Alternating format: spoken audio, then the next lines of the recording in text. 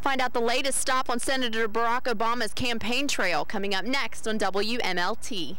And the Clinton campaign isn't lying down in West Virginia either. Stay tuned. WMLT starts right now.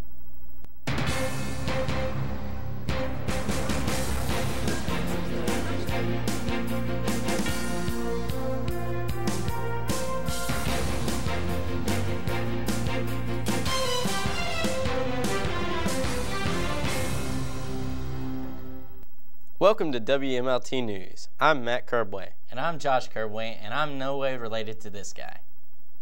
Barack Obama's recent surge in the polls has voters all across the nation more intrigued than ever, and West Virginians are no different. Rudy Raines attended Obama's recent speech at the University of Charleston to find out more about this unique candidate. Obama! That's right, President!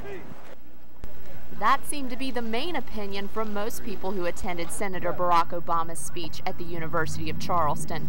Obama's shirts and hats adorned the Golden Eagle campus to show support for the presidential hopeful.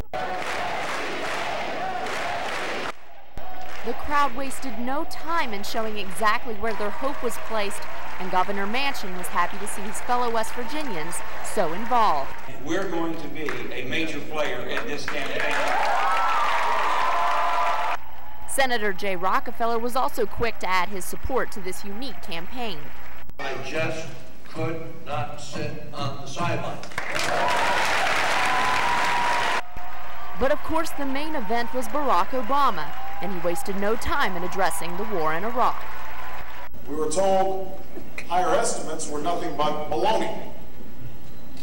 Like so much else about this war, we were not told the truth. Senator Obama thinks that showing up at college campuses like the University of Charleston will help increase the number of college voters that show up the day of election. UC student Matt LeFew agreed that one of Obama's strongest assets is the ability to motivate young voters. After his speech, I was able to get up to the front of the line, tooth and nail, but I got there. And you know, I shook his hand and I told him I was very proud of him for the way that he had gotten the college kids out to vote, which I think is really, really important for candidates to do. The American people will have a real choice in November between change and more of the same, between giving the Bush policies another 4 years or bringing them to an end. That is the choice the American people deserve. And the people of West Virginia will have the opportunity to make their choice May 13th in their primary. For WMLT News in Charleston, I'm Rudy Raines. And just an interesting tidbit, after attending Obama's speech at UC, Matt LeFew, that you saw there, decided to become an intern in the Obama campaign here in West Virginia. Hillary Clinton's campaign has also made its way to West Virginia. Her husband and former president, Bill Clinton, visited the Beckley-Raleigh County Convention Center to speak on behalf of his wife. Clinton campaign supporters filed into the Beckley-Raleigh County Armory in droves to see former President Bill Clinton's campaign rally. She can't be the nominee, and she can be the president, and you can do it. Former President Clinton discussed his wife's stances on such topics as the need for clean fuel, energy dependence, economic and healthcare reform, and the ineffectiveness of FEMA. This is a great country, but we're in a bad fix right now. Clinton's emphasis on the need for change roused many in attendance. I really like the way Bill explained all of Hillary's plans and everything. Bill, you know what? I'm ready to vote for Bill Clinton. I like that he explained a lot of his wife's views, and I learned a lot about what she stands for, and I really think we need to get rid of the No Child Left Behind Act. Reporting from Beckley for WMLT News, I'm Sean Miser. And just a few weeks prior to Bill Clinton's visit in Beckley, his wife and presidential hopeful Hillary Clinton paid a visit to Capitol High School in Charleston. One of the hot topics during this presidential race is the war in Iraq. An independent journalist visited our Concord campus to share his firsthand views. Aaron Barnett has more. 4,000 Americans dead, and 6 years later, and the war in Iraq is still under much criticism. Mike Shiley, an independent journalist, shared his documentary, Inside Iraq, The Untold Stories, to students and faculty here at Concord University. 4,000 Americans dead and 6 years later, and the war in Iraq is still under much criticism. Mike Shiley, an independent journalist, shared his documentary, Inside Iraq, The Untold Stories, to students and faculty here at Concord University. With no prior journalist experience, Shiley smuggled into Iraq, posing as an ABC reporter, using a fake press pass, amateur equipment, and a bulletproof vest. And the problem with making a film about the war in Iraq, as opposed to making a film about any other country, is that Iraq is the most dangerous country in the world. So why would anyone take this risk? Well, when I saw on TV the military, the media, everybody, number one, characterizing Arabs as terrorists, showing an overall lack of understanding of the culture of the Arab world, number two. And number three, my personal quest to see history being made, politics being made. Shiley's 95-minute film encouraged reaction from an audience of around 200. The argument seemed to be that it was just economical, which I agree with. People are hungry. If people don't have work, they're going to, turn to extremism and start shooting people. I completely agree with that. And no matter what the reactions, Shiley had only one specific message. Yeah, I think that what I want people to come out of this with is that what needs to happen in Iraq in the future is not about the military, it's about the people. It's a human solution, not a military solution.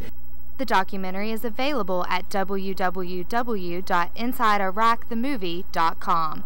From Athens, I'm Erin Barnett. Racial tension was high last week at Princeton Senior High School due to accusations against a group of students. Parents and students claim there is a gang calling themselves the Crazy White Boys attacking and insulting African American students. Parents assembled throughout the week to protest the discrimination peacefully. School administrators are currently looking into the possibility of racism in the classroom. A Mercer County State Trooper was shot and wounded in the neck on Friday evening by 32-year-old Steve Branscombe, a Barron Springs resident. Branscombe is believed to have stolen at least 2 vehicles, including a black Ford Tempo and a dark blue Ford F-150 pickup. Branscombe has attempted to disguise himself by cutting his hair and was last seen wearing a dark blue t-shirt and blue jeans. He is 6 feet tall and weighs approximately 185 pounds. A reward is being issued for any information that may lead to finding Branscombe, who is considered armed and dangerous. If you have any information, please call 1-800-542-5959.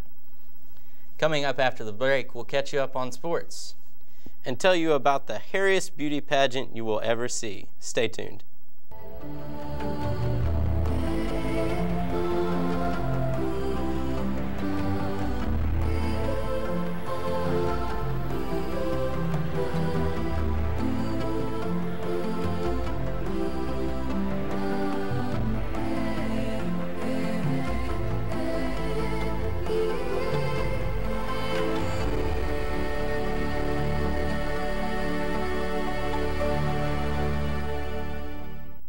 The Mountain Lion track team recently hosted the Concord Invitation track meet, hoping to build on an already strong season.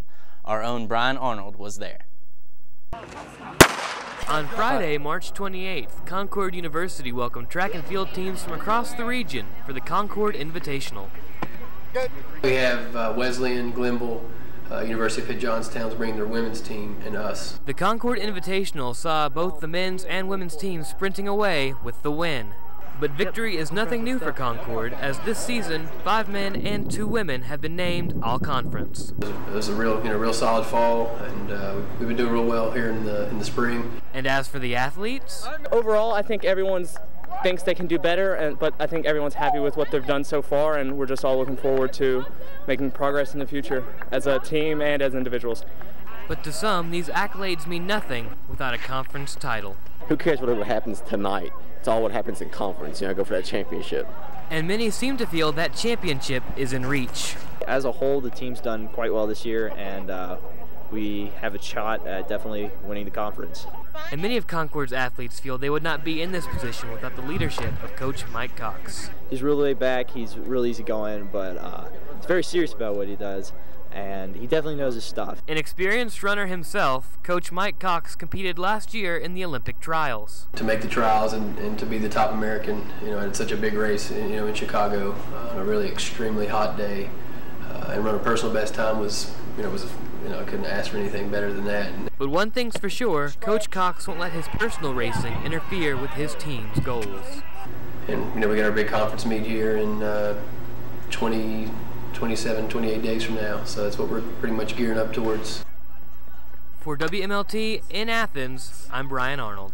Every March, millions of people fill out their brackets for the NCAA tournament in hopes of avoiding all those surprising upsets. We asked some Concord students how their brackets were holding up and who they wanted to win it all. I picked all 4 number ones to go to the Final Four. My first round was really good. Second round, not so much. Third round just kept getting worse. I had Clemson going on a big run, and that didn't go through for me. Not very good. Probably the worst year I've ever had. A lot of losses in the first and second round. I'm doing very bad. The only team I have left is Kansas. UC's going to win it all. UCLA is my team to win it. I have North Carolina winning it, and thankfully they're still in it. I have Kansas winning it all. Concord's Artist Lecture Series has brought a lot of interesting performers to the Campus Beautiful. In a recent show, local artists from the Riff Raff Arts Collective in Princeton were invited to perform. Sean Miser has more.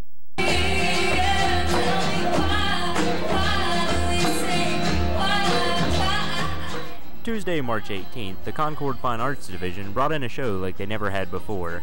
An evening with the Riff Raff featured local artists that frequent the Riff Raff Arts Collection in Princeton. Brought in singers, songwriters, musicians, and poets from Princeton area, Athens, Mercer County area. Some of them young people, some of them older people, a variety of people, and we did the music that our people right here are making.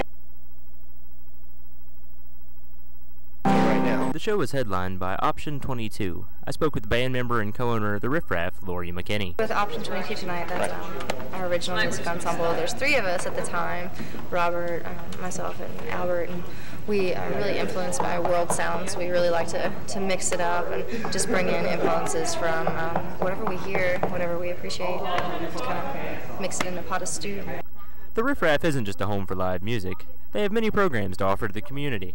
We have dance classes, modern dance and yoga classes during the week, acting classes, music theater performance classes.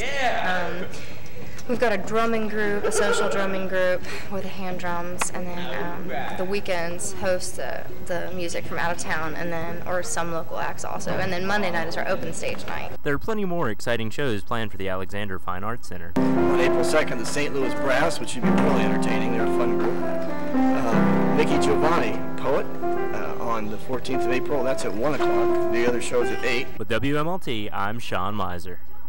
Alpha Sigma Alpha recently hosted one of the more bizarre events held on Concord's campus to help raise money for a worthy cause. Amanda Peeney has more. I'm here in Concord University's ballroom where Alpha Sigma Alpha held its 2nd annual Womanless Beauty Pageant. 16 lovely contestants came out to sing, dance, and even twirl fire in order to raise the most donations for charity. One lucky contestant ended up going home with the crown. It feels pretty good, except for the fact that a lot of people the past couple days have been referring to me as Ginger and not John, and they've asked where my crown is and stuff like that. But it was for a good cause, so it was all right. The competition became increasingly intense, leaving some ladies to become physical in the race for the crown. The talent variety ranged from a group beatboxing to one contestant showing the audience different techniques to get limber.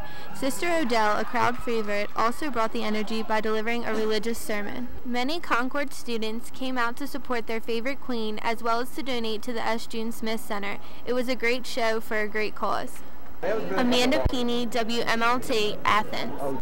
Well, that's going to do it for us this week. For my brother Matt and the rest of WMLT, tune in next time.